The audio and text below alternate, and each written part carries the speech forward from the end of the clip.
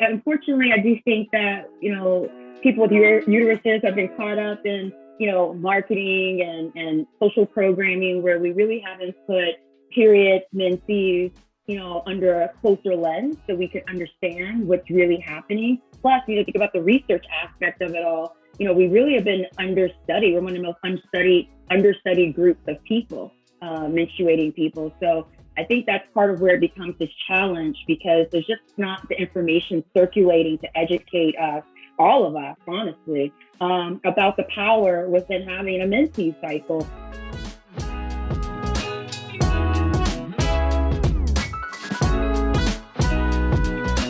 Hi, Dr. Rae. Thank you so much for spending time with me. I love every minute we get to hang out together. Dr. Rae, you are a naturopathic doctor, and we're going to talk about hormones, periods, cycles, all of the things all of the things that we need to be thinking about as it pertains to natural things that happen throughout the month. So thanks for hanging out with me. Thank you for having me, Angie. It's such a pleasure to be here. So let's get into it. You serve a very broad audience as a naturopath, and you've mentioned hormones, as we've spoken in the past, are a key topic at your practice, but they're always referred to typically, at least as our community kind of plays things back to us, as something to overcome or navigate instead of something that can be harnessed really for greater good. What's your take on that?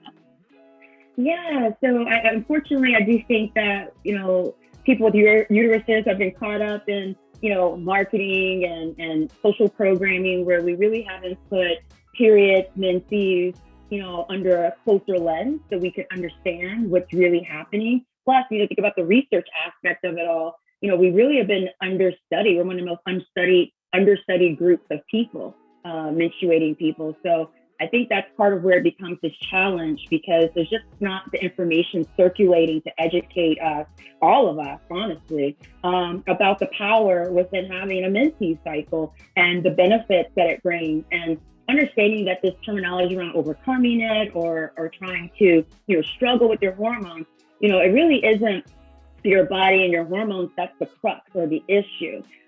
It's the factors and influences that are converging on us, on our bodies, on our spirits, that are impacting how your menses appears and shows up.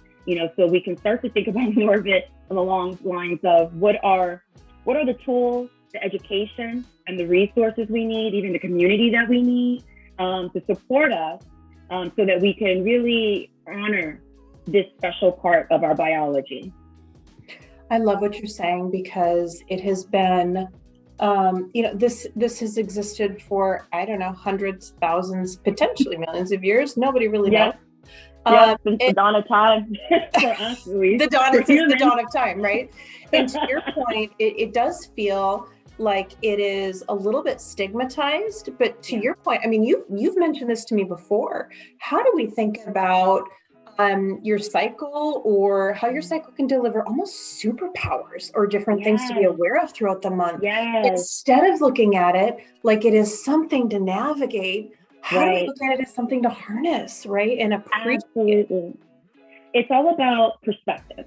Isn't that everything? It all boils down to how we view something and how we approach something. And then also the behaviors and actions that we cultivate around it. So what I love that you said, yes, our menses, our periods actually have superpowers. It's part of what makes us special. It's not something to, put down or dread. Once you understand what's happening, for example, the biggest part that people tend to, give a negativity to would be, the part where you're actually bleeding, the period part. You're feeling tired, you're moody, you're crampy, you're pain. And what if we flip that switch? What if we understood that, PMS and how our symptoms show up in our cycle are really a reflection of how we're navigating and behaving in our daily lives. So during that time where we, should be resting during our period, that's when we should be resting and relaxing and really harnessing our creativity and our intuition. During that time, our hormones are coming together in such a way where it is allowing us to actually have better insight.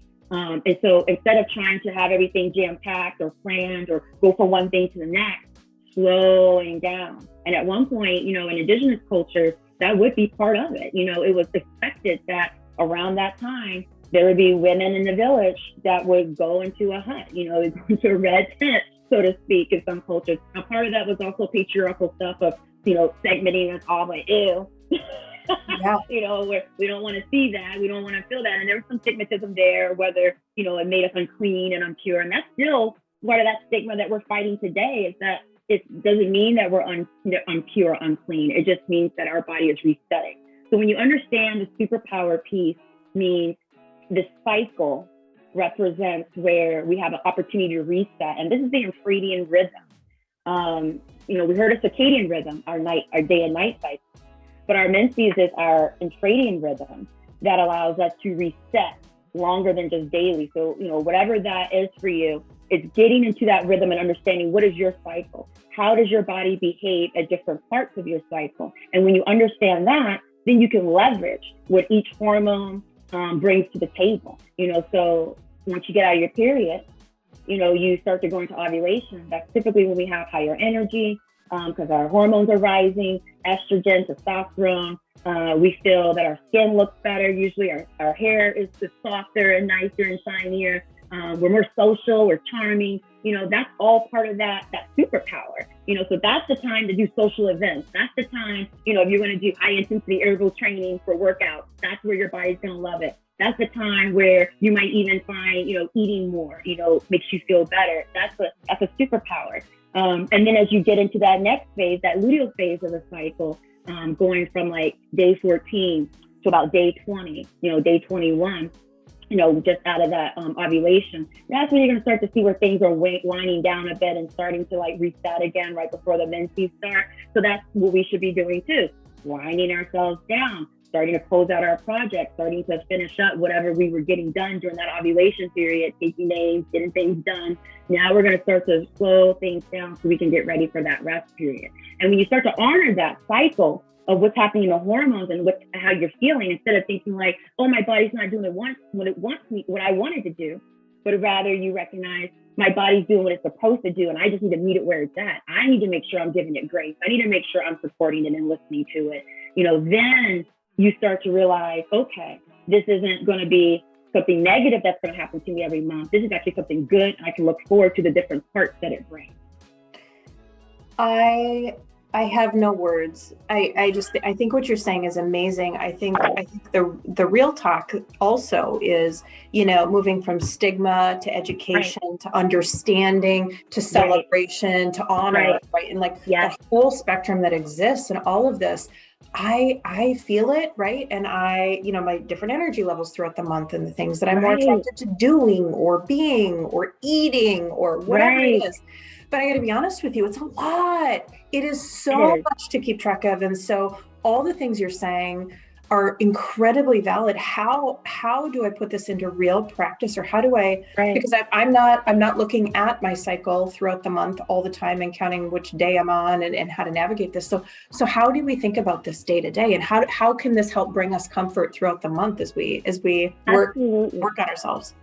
That's an awesome question, Angie. And I think to your point, we do have to get into a rhythm of actually tracking ourselves and paying attention to ourselves.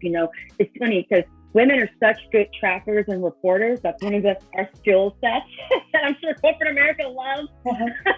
Our detail orientation, like we're so detail oriented, we reserve things, we track, we report. So we do this for the world, but we don't save enough to do that for ourselves. And that's the information that we really need to understand what's happening, because unfortunately, what is happening in your infradian rhythm, your cycle, your menstrual cycle, be a little different than what's happening in mine, and then the next person, and the next person who's menstruating, right? So that's where, harnessing the tools of technology, where we now have these really incredible apps, like unbelievable apps that have come out within the last several years, and they really have changed the game because they've invested the time and the research, to help us, see what's happening. And so now we can start to track every day. And it makes it super easy because they'll remind you when to track and touch a base. So it's no more different than going into social media, for example, or sending a text message. You can start to pay attention. And some days you might miss out in tracking, and that's okay. The idea is to start to create, at least for 3 months or so. You don't have to do it forever, but at least for a few months, track it as best as you can. And what you'll do is you can actually leverage some of these apps and their algorithms and their research, and they'll start telling you and letting you know, what is happening in different parts of your cycle, why you have those symptoms, what you can do to help support those symptoms, and when it's time to ask for expert help, when it's time to actually go see a doctor because it's not normal and there's really some stuff that needs to be done treatment-wise to get you to the next level. So I think that's the first step to get in tune and to start to create some comfort. When we have data and we understand what's going on, that actually soothes our anxiety and creates comfort because we know what to expect. And not only that, we can leverage that data and understand what tools, what resources, what diet, whatever it is that feel our best self. Sorry guys, my earphones are popping out. It happens. So excited. I love what you just said, because there is this level of, well, shouldn't you just know? But having the data to help support the intuition that we all know we have as these, beings, menstruating beings, that is just on a different level. I think having the data to support it is amazing. So that's great. Love what you're saying. Take a few months, use one of these many trackers. I have one, I'm sure you have one, that helps support your understanding through data. And then I think the next question is, so then what if something's off? Like, how do you diagnose? Because birth control is a real thing right now that throws, some women don't get their periods for 6, 8, 9 months, years. And so there's a number of other things in play too. So how should we think about that when something isn't tracking? Right. So at this point, you have to understand, like, if you're using a tool of birth control and it's controlling your cycle for whatever reason that you have, and yet it's going to be hard to maybe track the actual period itself, because understand we're going beyond just the days that we're bleeding. There's hormones are still moving and still fluctuating even on birth control. All we're doing is kind of tricking our brain a bit to think that we're, essentially in quote unquote ovulation, not ovulation, but tricking into thinking that we're not in ovulating when even though we are. What we want to do though with that is just keep focusing on how do you feel within your body still. It's not going to change even with birth control. And those that are coming off of birth control or maybe don't want to use birth control, besides just doing tracking, I think it just helps to make sure that we're having these conversations, that we're engaging with each other, and that we're holding space and grace, meaning that your bestie or women in your life or your family, might present differently than you, but let's share each other's stories. Because the more we share and understand, I think that's one of the things that I come up against is that people just don't know what's normal and what's not normal. And we hold that on to ourselves and not share it to our doctors or our friends or our family members so that we can have these open conversations. I think it puts us in a place where, in addition to the tracking, we still might not understand what's supposed to be happening. So definitely community, conversing, and even with birth control or not, there's still changes happening throughout your body that still should be tracked. Yeah, that's incredible. And what I love about that too is it helps you understand, at Rae, we always talk about, like, how do you separate root cause from symptom these days? You can't. Right. Can you not sleep because you're stressed out, or are you, stressed out because you didn't sleep? And same with hormones. What isn't right and why the impact stress can have on harnessing our superpowers through our cycle. Absolutely. And our periods is just something that is much, much different than it used to be, especially when you don't know what even tomorrow will bring from a certainty perspective. Absolutely. So, all those reasons, I love everything that you're saying. Any other thoughts on how we can help support ourselves through the cycle or through our hormones or things we should think about? So I think, in addition to building upon the tracking, the education, the community, what are other tools that we can do? Our diet, nutrition is huge. In fact, we touched on that through our Shine Culture articles in our community. So that's a great resource that people can go to as well to learn what we've been putting out there through Rae Wellness.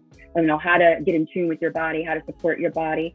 Supplements, of course, they're helpful. Not all the time are they indicated, but I think it's one of those things where you ask yourself, what's missing? Like you mentioned, is it stress that I need to work on? That's where we can add in not just breathing exercises, but diet, supplements and other strategies too to manage with the stress. Same thing with hormones and sleep. If those sleep pieces feel off with hormones, you're going to want to have those tested. So not just thinking I'm off, but making sure that you're taking those extra steps, like, okay, what is off exactly? Investigate, so that's where going to your doctors. And if certain doctors aren't willing to test for you or tell you there isn't testing, then that's where, doing your extra due diligence to know naturopathic doctors, functional medicine doctors do offer panels so we can take a closer look. And then with the dietary piece, everything's a little different for each person, so I just tell folks, get in tune with how something makes you feel. I don't know what I'm going to do. I have abnormally small ears. You want to start over? Let me try once more. Okay. I can't. Yeah, I'm in the same issue when I run. Okay, so let's just start that whole question over. So I love everything that you're saying. The tracking, the data, looking inward and leveraging all of the things that you know about yourself. Anything else we should be thinking about as it pertains to our cycle, hormones, and kind of leveraging our powers throughout the month? Absolutely. So, in addition to having community around, sharing more of our stories, taking into consideration diet and nutrition, how food impacts our bodies and makes our superpowers even more potent, even more effective.